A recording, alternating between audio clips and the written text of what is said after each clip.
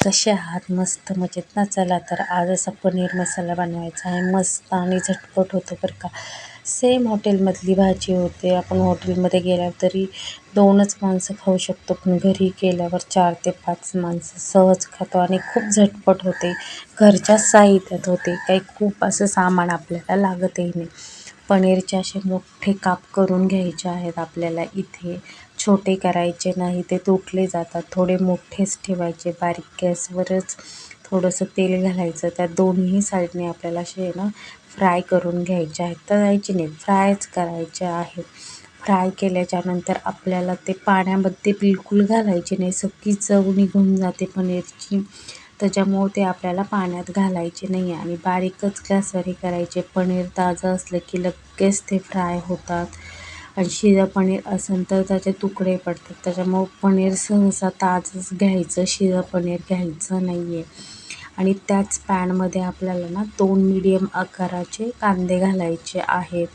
तुम्हाला जास्त भाजी करायची असेल तर जास्तही घेऊ शकता, कमी करायची असेल तर कमी करू शकता. 2 कांदे पुरेसे होतात, पण 2 कांदे छान असे ब्राऊन कलर येईपर्यंत भाजून घ्यायचे. त्याच्यामध्ये कांदा भाजला की 2 टमॅटो, लसूण, लसूण खात नसेल तर कांदाही खात नसेल तर श्रावण महिन्यात स्किप करू शकता. फक्त टमॅटो आणि आलं ह्याची बारीक करायची प्युरी मिक्सरमध्ये. टमॅटो फक्त इथे भाजून घ्यायचे. कांदा आणि लसूण स्किप करायचं आणि काजू घालायचे. काजू मी रात्रभर भिजत ठेवले होते 10 ते 12. नसन भिजत घातले तर तुम्ही गरम पाण्यात घालायचे ऐन वेळेला आणि छान असं परतून घ्यायचं आहे आपल्याला. वाटण इथे ना करपवायचं बिलकुल नाही. थोडीशी कोथिंबीर घालायची आणि छान असे ना मिक्स करून घ्यायचं. काजू नसतील तर तुम्ही इथे 1 मोठा चमचा शेंगदाणेही घालू शकता. त्याने ही भाजीची टेस्ट खूप छान होते आणि भाजी खायला तर खूपच छान लागते.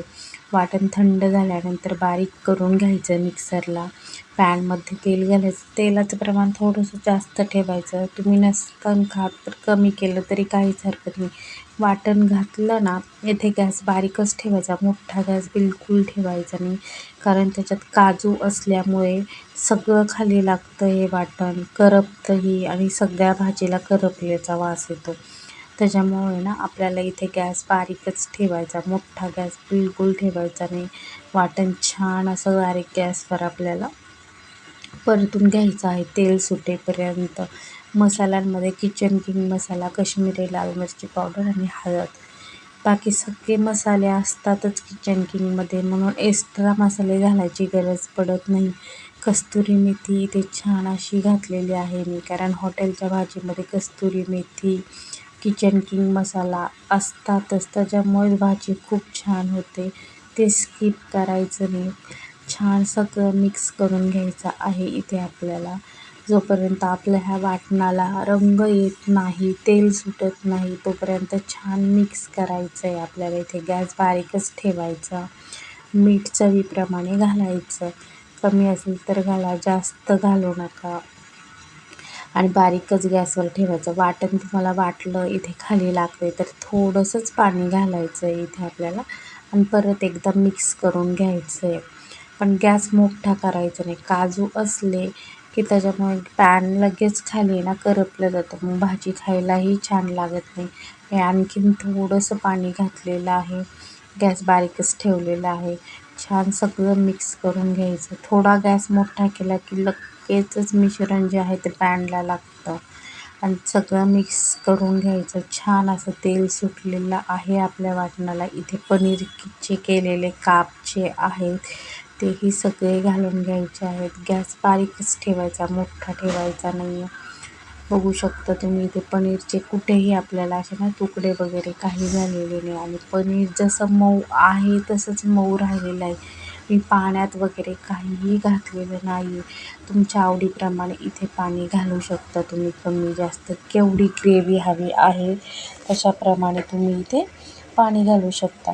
आणि त्याच्यामध्ये मी थोडीशीच घरातली साई घेतलेली आहे, फ्रेश क्रीम, आणि थोडंसं दूध घेतलेलं आहे आणि ते घालायला घ्यायचं आहे भाजीमध्ये. त्याच्यामुळे भाजी खूप छान होते आणि 5-10 मिनटं झाकण ठेवून आहे ना एक उकळी घ्यायची, बारीकच गॅसवर घ्यायची, मोठा गॅस ठेवायचा नाही. झाकण ठेवायचं, खूप शिंतोडे उडतात नाही तर हातावर. पाहू शकता भाजीला रंग खूप छान आलेला आहे. सेम आपण हॉटेलमध्ये खातो तशीच भाजी झालेली आहे. आणि भाजी जर थंड झाली तर परत ती घट्ट होते. तुम्हाला वाटलं तर तुम्ही त्याच्यामध्ये गरम पाणी करून घालू शकता. इथे कोथिंबीर मी घातलेली आहे आणि गॅस बंद केला. भाजी मस्त मिक्स करून घ्यायची सगळी. खूप छान झाली होती भाजी. तुम्ही पण नक्की एकदा करून बघा, तुम्हाला पण नक्की आवडेल. अशा पद्धतीने चपाती